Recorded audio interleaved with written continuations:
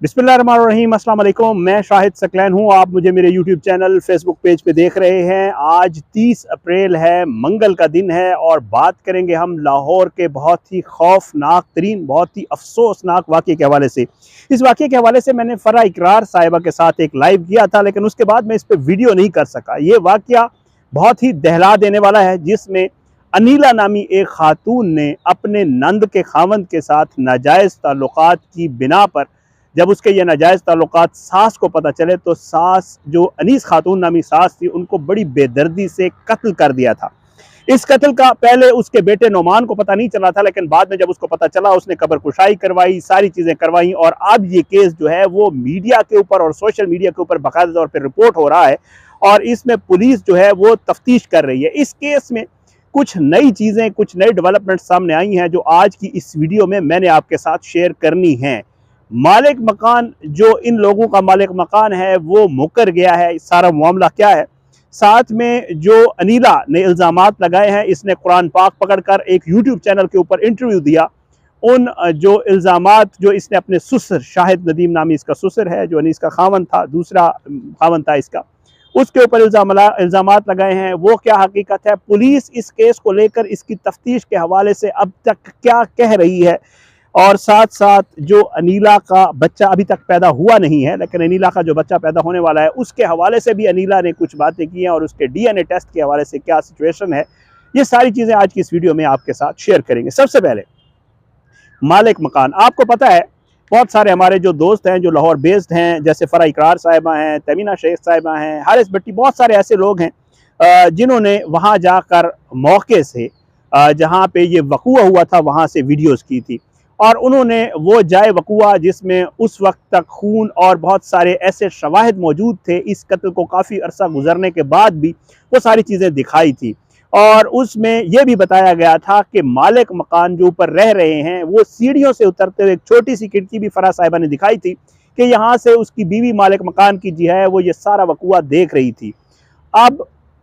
उन मालिक मकान और उसकी बीवी के इंटरव्यूज़ भी हुए। उन्होंने वहाँ पे कहा कि बिल्कुल हमने ये वाक़या अपनी आंखों से देखा है, लेकिन अफसोसनाक अमर ये है कि वो मालिक मकान और उसकी बीवी जो है वो अब पुलिस में गवाही देने से मुकर गए हैं। उन्होंने कहा है कि जी देखें, हमने जो कुछ देखा था, हमने जो है वो टीवी पे, बल्कि जो हमारे सोशल मीडिया वालों ने इंटरव्यूज़ किए, जो कुछ हुआ वो हमने बता दिया, लेकिन हम किसी भी सूरत जो है वो पुलिस तफ्तीश में गवाह बनने के लिए तैयार नहीं हैं। वो ये कहते हैं कि जी हमें कहा जा रहा है कि जी आप जो कुछ सोशल मीडिया को बता रहे हैं, आप जाके पुलिस वालों को ये बता दें, तो ये हमारे लिए पॉसिबल नहीं है, हमारी तरफ से इनकार है। तो एक तो ये डेवलपमेंट थी इस केस में, वो लोग बिल्कुल भी जो है आकर गवाही देने के लिए और इन चीज़ों के लिए बिल्कुल भी तैयार नहीं है। दूसरी डेवलपमेंट इसमें,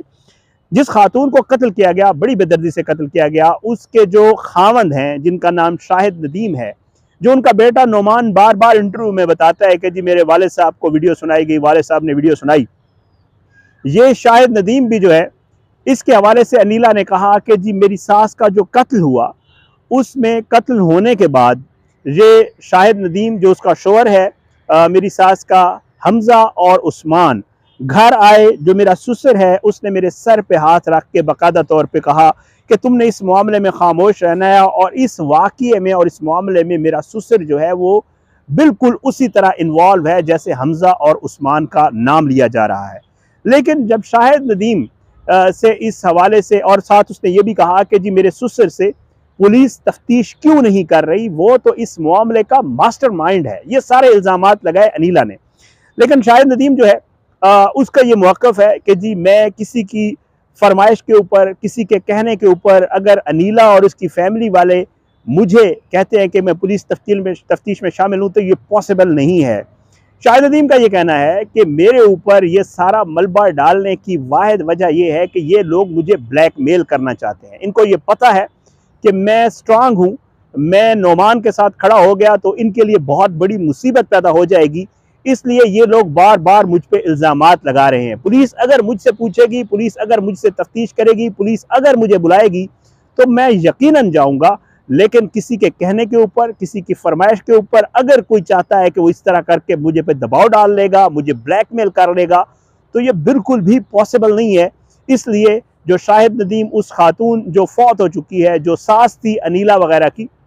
उनके शोहर का ये कहना है कि मैं किसी सूरत भी किसी की फरमाइश के ऊपर शामिल तफ्तीश नहीं हूँगा। ये दूसरी डेवलपमेंट थी इस केस में। तीसरा मामला जो है वो पुलिस के पास शवाहिद का है। पुलिस के शवाहिद के हवाले से कहा यह जा रहा है, पुलिस जो है तमीना शेख साहिबा ने भी जो है वो बात की है। उन्होंने ये कहा है कि जी उनकी डीएसपी साहब जो इस केस को देख रहे हैं उनसे बात हुई है और वो ये बताते हैं कि जी पुलिस के पास जो है वो काफ़ी शवाहिद मौजूद हैं। आपको पता है आजकल क्योंकि बहुत ज़्यादा टेक्नोलॉजी एडवांस हो गई है और आजकल एविडेंस के अलावा जो सर्कमस्टांशियल एविडेंस होते हैं, हम आपको बहुत सारे केसेस में बताते रहे हैं, उनको देखा जाता है और उन एविडेंसेस को बाकायदा तौर पे अदालत भी जो है वो केस में बाकायदा तौर पे उनको सबूतों के तौर पे तस्लीम करती है, जैसा कि वीडियोस, जैसा कि ऑडियोज, आजकल इनको कंसीडर किया जाता है। लेकिन साथ साथ कुछ ऐसे टेस्ट भी हैं जिनको अगर पुलिस वो करवा के उनके रिजल्ट्स अदालत में रखती है तो अदालत उसको तस्लीम करती है, जिनमें पुलिस ये कह रही है कि शायद अगर, क्योंकि जो खातून अनीला है जो मुल्जिम है वो अभी तक जेल में नहीं है, उसकी डिलीवरी होने वाली है, इसलिए उसको रिलीफ दिया गया है कि बच्चा पैदा करने के बाद उसको जो है वो जेल ले जाया जाएगा। उसने इसी दौरान एक यूट्यूब पे इंटरव्यू दिया है और कुरान पाक हाथ में पकड़ कर इंटरव्यू दिया और बहुत सारे इल्ज़ामात लगाए हैं और बहुत सारे जो लोग वहाँ पे इस केस को कवर कर रहे हैं वो कह रहे हैं कि उसने सफेद झूठ बोले हैं इस मामले को लेकर। बहरहाल जी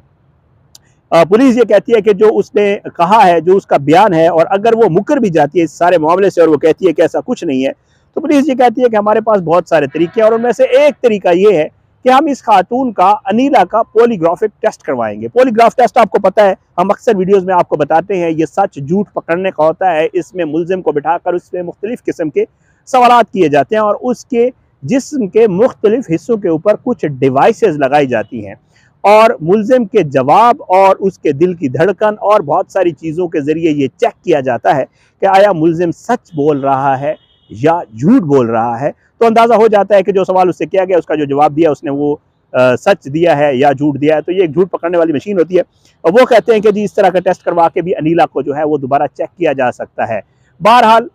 बच्चे के हवाले से अनीला से जब पूछा गया, वो भी उसने कहा कि जी मुझ पर इल्ज़ाम लगाया जा रहा है, मेरे शोहर ने मुझे बदनाम किया है, ये बच्चा अगर इसका डीएनए करवाया जाए तो ये 100% उसी नौमान का है जिस नौमान ने अपनी बीवी अनीला के ऊपर इल्ज़ामात लगाए हैं। बहरहाल ये अपनी नौइयत का, जैसे मैं आपको पहले बता चुका हूँ, बहुत ही अफसोसनाक, बहुत ही खौफनाक और बहुत ही पेचीदा केस मुझे नज़र आता है, क्योंकि इस केस में मामला, मैं अक्सर केसेस में कहता रहता हूँ कि इतना सादा नहीं है जितना सामने नज़र आ रहा है या जितना बयान किया जा रहा है। मैं कोशिश करूँगा, मैं इस केस के हवाले से क्योंकि मैं इसके ऊपर पहले वीडियोज़ नहीं कर सका, अब कोशिश करूँगा इंशाअल्लाह कि वहाँ पर जो दो मौजूद दोस्त हैं, सहाफ़ी हैं, जो वकला हैं, जो मेरे अपने ज़राए हैं, जो वहाँ पे इस केस को कवर कर रहे हैं, उन सब लोगों से बातचीत करूँ, इस केस के हवाले से मज़ीद इन्फॉर्मेशन लूँ और आप तक इसकी अपडेट्स और वो चीज़ें पहुँचाया करूँ जो मुझे इन्फॉर्मेशन की सूरत में मिलेंगी। ये बहुत अफसोसनाक वाक़या था जी। उम्मीद है कि जिस खातून का कत्ल हुआ उसको इंसाफ मिलेगा, उम्मीद यही है और हमारी भी कोशिश होगी और हम इसके ऊपर बात भी करते रहेंगे। आप सबसे वही दरख्वास्त है कि आपने जो है दुआओं में हमें याद रखना है और साथ ये भी दुआ करनी है कि अल्लाह पाकिस्तान का हामी नासिर हो, इसके खिलाफ साजिशें करने वालों को नस्ल नाबूद करे, अल्लाह ज़ालिमों को इबरत का निशान बनाए, मज़लूमों को इंसाफ मिले और अल्लाह सब पे अपना रहम करम करे और अल्लाह सबको अपनी हिफाजत में रखे। मुझे इजाज़त दें, इंशाअल्लाह अगली वीडियो में मुलाकात होगी, लेकिन बशर्ते ज़िंदगी। पाकिस्तान जिंदाबाद। अल्लाह हाफिज़।